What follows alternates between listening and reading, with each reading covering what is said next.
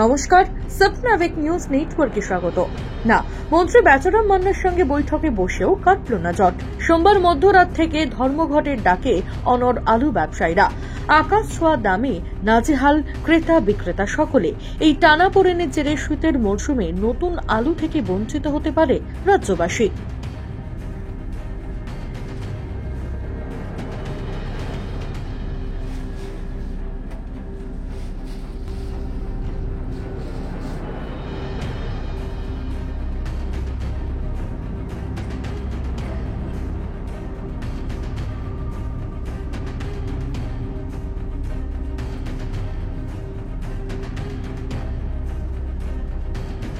সোমবার মধ্যরাত থেকে আলু ব্যবসায়ীরা ধর্মঘট ঘোষণা করতেই মঙ্গলবার সকাল থেকে ক্রমশ ঊর্ধ্বমুখী আলুর দাম।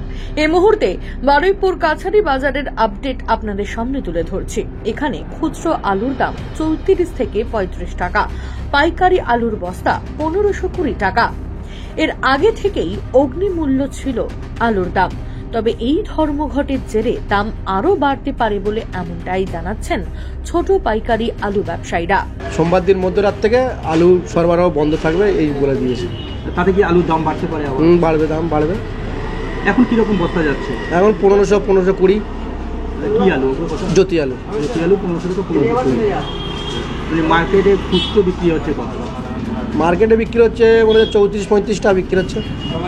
মানে এই ধর্মঘটে যেহেতু তাহলে আরো দাম বাড়তে পারে। যারা স্টোর মাল তারা দাবি, যারা বাইরে সাপ্লাই করে তারা দাবি রাখছে। ওদের কর্তব্য যে মালটা সরকার লিলি বাড়ি যেতে পারছে না, ও তো কম দামে আল যায়, ভালো আল যায় না ওদিকে, বুঝলেন? এইটা আর কি। মানে বাইরে যে আলুটা যাচ্ছে সেটা যাচ্ছে না, বন্ধ আছে। হ্যাঁ, বন্ধ আছে, সরকার বন্ধ রেখেছে, মানে পুলিশ বন্ধ রেখেছে। এখন যাওয়া বন্ধ হয় আপাতত, ওই নিয়ে ওরা করছে, ধর্মঘট করবে। এখন কিরকম বস্তা যাচ্ছে? কিরকম আলু ওখানে দাম তো অনেক বেড়ে গেছে, এখন আলু দাম তো কম হচ্ছে এখানে। আলু দাম ওখানে অনেক দাম, মোকাম দাম 1450 টাকা ভালো দাম আছে। মানে সরকার একটা দাম কি বেঁধে দিয়েছে? সরকার আমার দাম বাড়ছে না, আমাদের আচ্ছা, ওই আলুটা সরকার আটকাচ্ছে, ওখানে আটকে রেখেছে ওই আলুটা, মানে কম দাম দিয়ে আলু বিক্রি হয় এখানে, সরকার চেষ্টা করছে। কতটা সমস্যার সম্মুখীন হতে হচ্ছে ক্রেতাদের, বিস্তারিত জানবো আমাদের প্রতিনিধি শ্যামল পালের কাছ থেকে। শ্যামল বাবু, কয়েক সপ্তাহ ধরে বাজার দরে অন্যান্য সবজির থেকে আলুর দাম ঊর্ধ্বমুখী। এই ধর্মঘটের জেরে আরো বাড়তে পারে আলুর দাম, কি প্রতিক্রিয়া মিলছে বাজার থেকে? হ্যাঁ পিয়ারি, যে প্রশ্নটা তুমি আমাকে করলে, বিগত প্রায় আমি যদি 1 মাসের হিসাবও ধরি, তাতে দেখা যায় যে বিভিন্ন বাজারে যখন আমি বাজার দর করতে যাই, তখন কিন্তু বিভিন্ন বাজারে কিন্তু সোদপুর থেকে, ঘোলা থেকে আরম্ভ করে পঞ্চানন থেকে আরম্ভ করে সব বিভিন্ন বাজারে কিন্তু 35 থেকে 40 টাকা কিলো আলুর দাম ঘোরাফেরা করছে। কিন্তু সেক্ষেত্রে আজকে গত মধ্যরাত থেকে যে আলু ব্যবসায়ীরা যে ধর্মঘট ডেকেছে, সেক্ষেত্রে দাঁড়িয়ে ক্রেতারা কিন্তু খুব আতঙ্কের মধ্যে রয়েছে। কারণ সাধারণ ঘরে মিনিমাম মতো বাজারে অন্তত রান্নার ক্ষেত্রে কিন্তু আলুটা খুবই প্রয়োজনীয়। সেক্ষেত্রে দাঁড়িয়ে আলু যারা কিনছে তারা কিন্তু একটাই বারংবার কথা বলছে, কিন্তু কমার কোনো লক্ষণই দেখছেন না। 35 থেকে যেতে 40 টাকা যদি আমরা আলু কিনি, সেক্ষেত্রে যদি বন্ধ হয়ে যায় ধর্মঘটের পর, সেই আলু তো অনেক দামই পাবো, কিন্তু সেই দামি যে আলুগুলো আসবে সেই দাম তো আমরা ধরে সাধারণ মানুষের পক্ষে, আমাদের পক্ষে তো কেনা সম্ভব না।